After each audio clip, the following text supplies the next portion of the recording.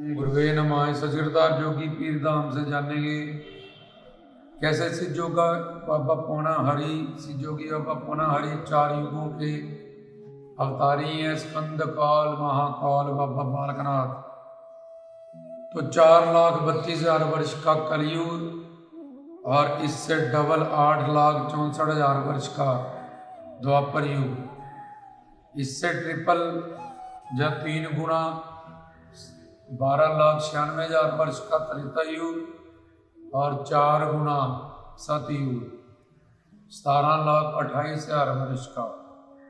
तो चारों युगों को अगर जोड़ दें तो एक चतुर्युगी बनती है, जिसको 43,20,000 वर्ष कहते हैं। तो कृष्ण जी का अवतार द्वापर युग में होता है और रामचंद्र जी का अवतार त्रेता युग में होता है। लेकिन सिद्धयोगी बाबा बालकनाथ, बाबा पौना हरि, दुधाधारी, जटाधारी, कलाधारी बाबा जी का अवतार चारों युगों में स्कंद काल, महाकाल, बाबा बालकनाथ। तो चारों युगों के अवतारी वो माने जाते हैं। बाबा पौना हरि, दुधाधारी, जटाधारी, कलाधारी, कई नाम है सिद्ध जोगी। तो युगो युगांतर इसको एक चतुर्युगी कहते हैं। उसके बाद फिर से सतयुग, जैसे सतयुग, त्रेता युग, द्वापर युग, कलयुग, एक चतुर्युगी बीत गई, फिर अगली चतुर्युगी फिर से शुरू हो जाती है। पर ये चारों युगों में ही बाबा पौना हरि जी का अवतार होता है जीव कल्याण के लिए, ताकि हम उनके नाम, गुण, रूप, लीला, धाम, संत इनका कीर्तन करें, चौकियाँ लगाएं, बेटे गाएं।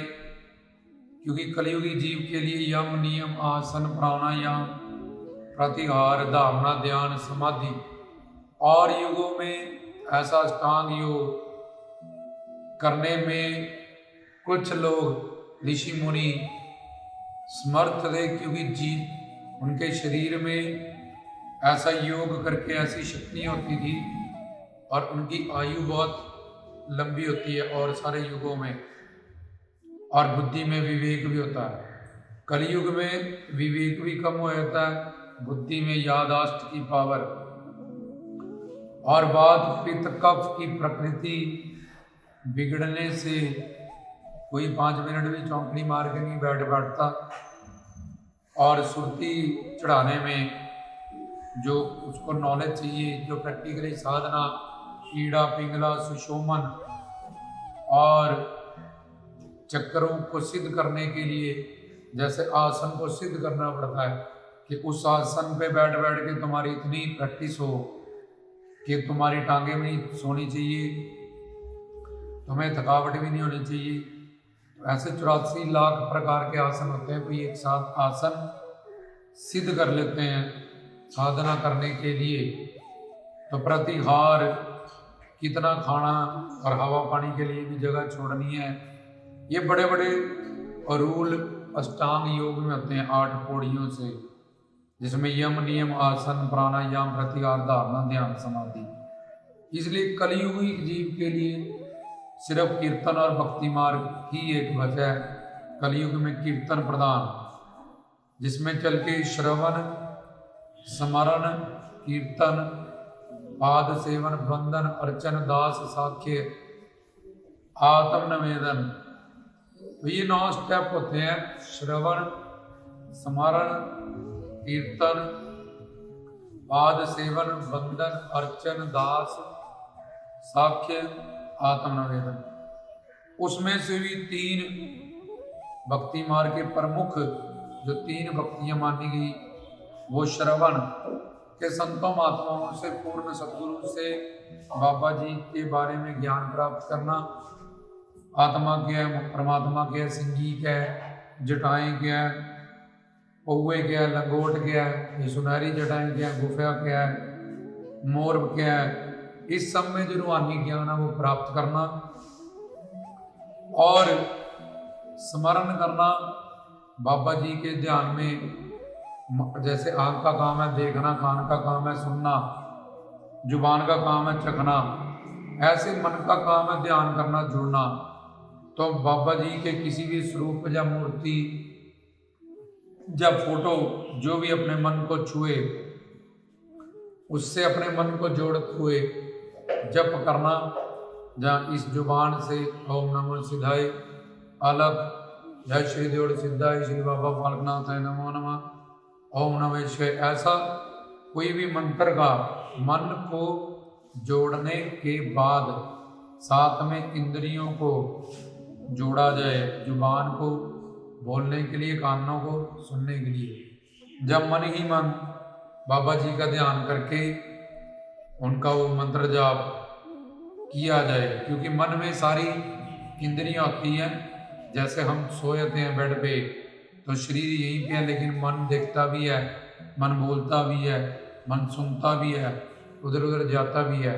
तो ऐसे ही मन में उनका रूप, उनकी फोटो या मूर्ति को बसाते हुए बाबा जी का जो करेंगे नाम जप, उसको सिमरन कहते हैं।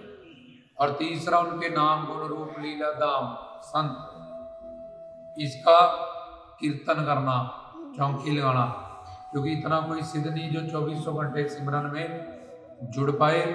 इसलिए स्मरण भक्ति मेन भक्ति है, साथ में कीर्तन भक्ति और श्रवण भक्ति। जैसे अब हम ये लेक्चर कर रहे हैं तो इसको सुनना, ये श्रवण भक्ति है।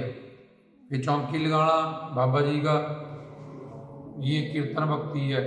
और बाबा जी से अपने सारे दुख कष्ट पापों को, अपनी जितनी भी रुकावटें हैं, समस्याएं हैं, सब अरदासों विनतियों को पूरा करने के लिए स्मरण भक्ति है मेन। स्मरण भक्ति मेन भक्ति है। स्मरण भक्ति के फिर साथ में कीर्तन भक्ति जुड़ती है और श्रवण भक्ति जुड़ती है, लेकिन स्मरण होना सबसे ज़्यादा जरूरी है। अगर बाबा जी से आदि देवी का आदि भौतिक आध्यात्मिक, ये तीनों तरह के दुख जिसके अंदर फिर सारे दुख आते हैं, उससे निवृत्ति चाहिए, मोक्ष मुक्ति चाहिए, जो भी हमें चाहिए बाबा जी से वो स्मरण भक्ति से ही प्राप्त होगा। तो ये तीन भक्तियों में से प्रमुख है श्रवण भक्ति।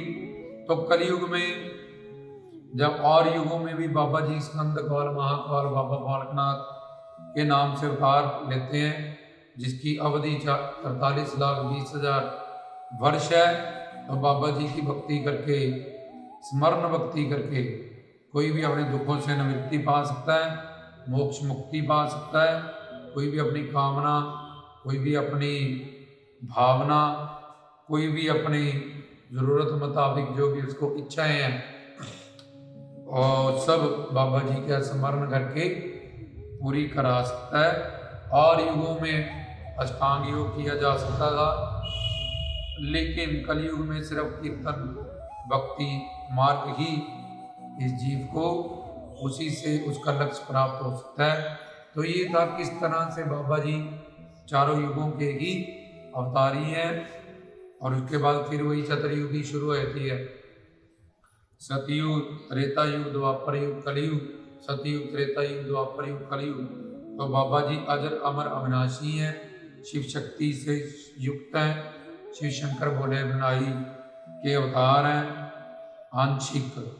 तो इसलिए शिव शक्ति, शिव सुप्रीम पावर है, शिव अकाल है, शिव महाकाल है।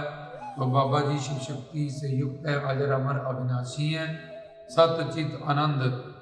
बाबा जी के ही माध्यम से हमें सत्य जीवन जीना, मृत्यु से 84 लाख से निकलना, मोक्ष मुक्ति पाना, परिपूर्ण ज्ञान पाना, मैं कौन मेरा कौन, जहाँ बाबा जी के पौए का, दूने का, चिमटे का, सिंगी का, रोट का, ये बाबा जी हमें पूर्ण सदगुरु से मिलाएंगे, उससे प्राप्त होगा सारा। और प्रेम, शांति, सुकून, आनंद जो सबके अंदर प्यास है, ये भी बाबा जी की भक्ति से ही हमें प्राप्त होगी। तो ये था बाबा जी के 4 युगों में अवतार के पीछे का ज्ञान, किस तरह बाबा जी की हुकूमत चतुर्युगी में युगो युगांतर बनी ही रहती है।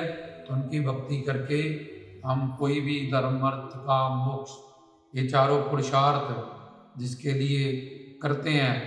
हनुमान जी भी शंकर जी के अवतार हैं, उसमें भी लिखा है जो ये पढ़े हनुमान चालीसा श्री गुरु चरण सरोज रज निज मन मुकुर सुधार बन रहो रघुवर विमल जसु जोदायक फलचार मतलब धर्म अर्थ काम मोक्ष। तो बाबा बालकनाथ जी की, शंकर जी की, हनुमान जी की, ये सारी एक ही जोत है। इनकी भक्ति से मनचा एक इच्छा फल प्राप्त होता है। तो ये था बाबा जी के चारों युगों के अवतार होने का ज्ञान रामदास की तरफ से।